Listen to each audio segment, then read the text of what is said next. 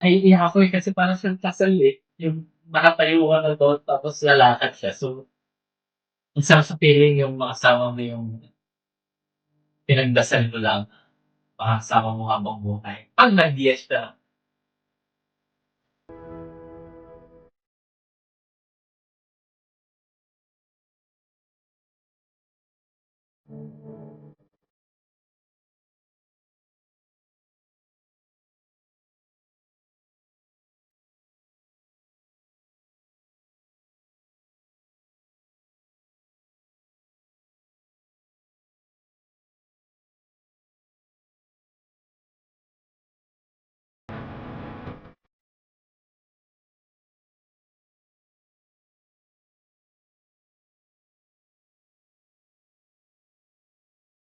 Kaya sana mag-yes siya kasi area. You wala can na akong ibang dive gustong here. babaeng makasama. Wala Sabi na nila akong dito. naiisip na iba. Let's try it Hindi siya na. here. Gusto kong palitan na yung pangalan niya ng Bye. Posadas. Porter.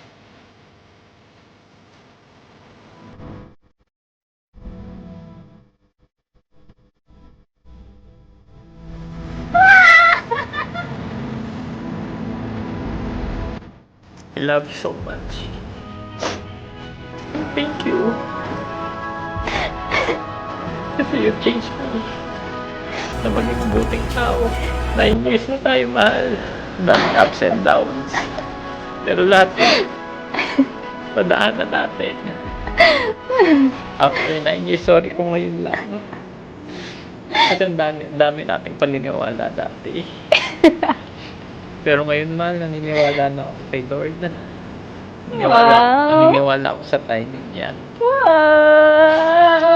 And sabi niya sa akin, ito na. Okay.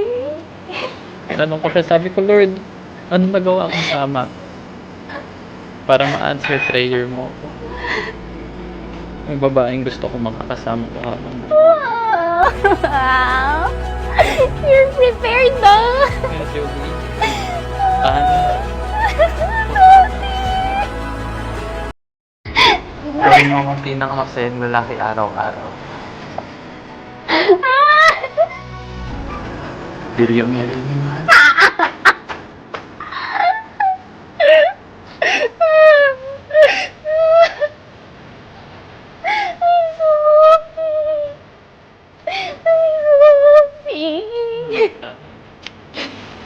Yung pangako ko dati na magbabago, mas magbabago ako sa inyo, mahal. Yung pangako kong magta-travel tayo. Kasama na natin ang anak natin. Nandito ko always for you, ha? Nandito ko always for you. I love you so much. I love you so much. Alam mo na. Yes.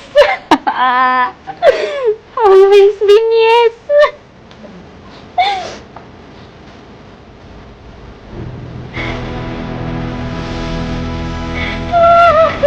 Ganda.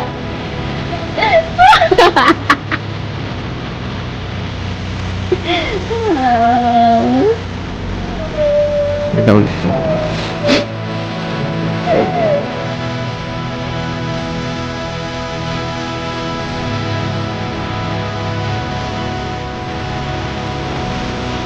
We're engaged. Fiancé? Yeah, my fiancé. First of all, thank you, Lord. Yes. This is one of my prayers. And na-answered na agad. Thank you, mahal ko. Ayun, kahit gano'n naman katagal, sabi mo nga, God's timing is so perfect. Yes. And I'm so grateful. Thank you. Yun lang. Sobrang happy ko ngayon. Hindi ko ma-explain yung nararamdaman ko. Basta masaya ako. Magpapakasal na kami. Finally!